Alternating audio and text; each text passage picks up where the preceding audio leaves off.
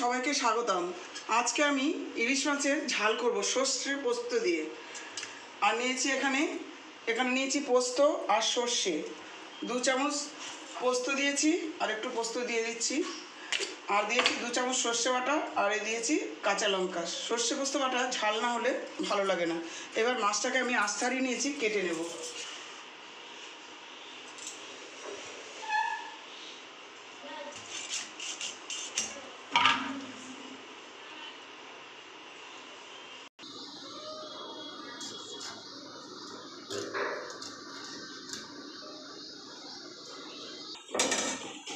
এই যে আমি মাছটাকে কেটে নিয়েছি, এবার মাছটাকে ভালো করে ধুয়ে নেব।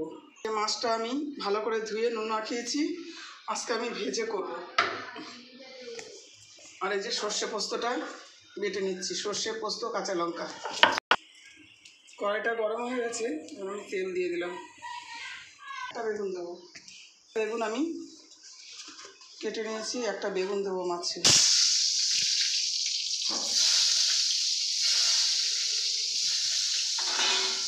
হলুদ মাখিয়ে দিলাম।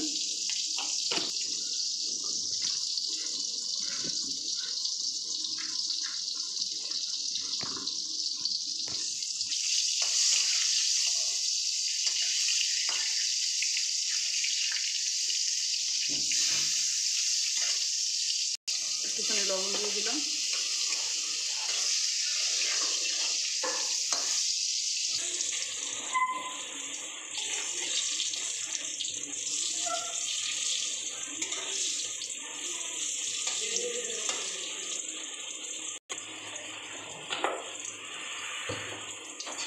সামান্য এই যে আমার বেগুন ভাজাটা হয়ে গেছে।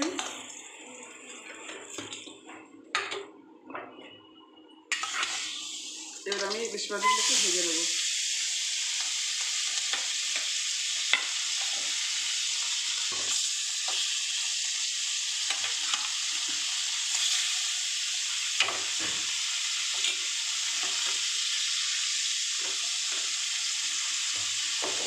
এই যে আমার মাছগুলো সব ভাজা হয়ে গেছে। আমি মাছগুলো একটু কড়া করে ভেজেছি। আজকাল ইলিশ মাছ তো ভালো সেরকম গন্ধ থাকে না। আর দিয়ে দিলাম এখানে আমি গন্ধরাজ লেবু পাতা, কালো জিরে,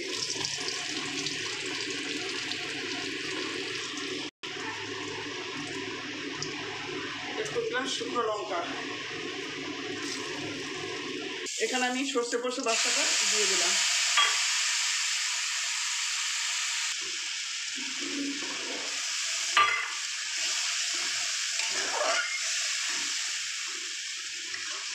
হালকা এখানে আমি ঘি লঙ্কা দিয়ে দিলাম 4টে, কেটে দিয়ে দেবো।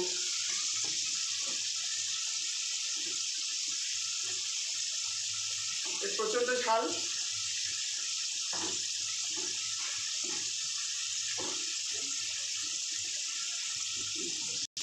আর দিয়ে দিলাম হলুদ গুঁড়ো, সামান্য লবণ।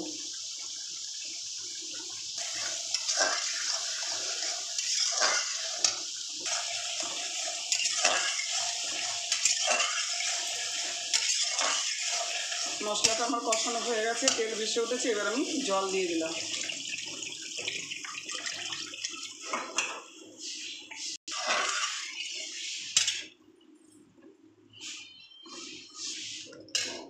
ওটা আবার সর্ষে পোস্ত বাটা দিয়ে লেবু পাতা দিয়েছিলাম, কিন্তু এবার আমি বয়ে গেছে মাছের মাথাগুলো দিয়ে দিলাম। আগে ঝোলটা আমার ফুটে গেছে।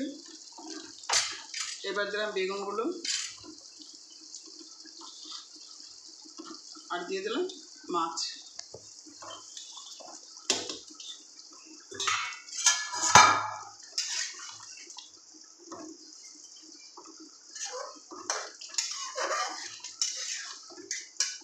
আমি ইলিশ মাছটা সবসময় কাঁচা করি, কিন্তু আজকে আমি ভেজে করেছি।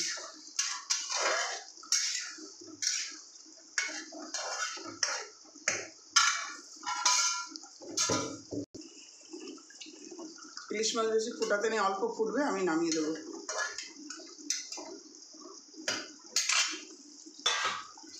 এই যে আমার ইলিশ মাছের সর্ষে পোস্ত ঝাল হয়ে গেছে। আমি যেভাবে করেছি আপনারা সেভাবে করবেন। ভালো লাগলে লাইক কমেন্ট শেয়ার করবেন, পাশে থাকা বেল আইকনটি ক্লিক করবেন এবং আমাকে সকলেই সাবস্ক্রাইব করবেন এবং ফেসবুকটাকেও ফলো করবেন।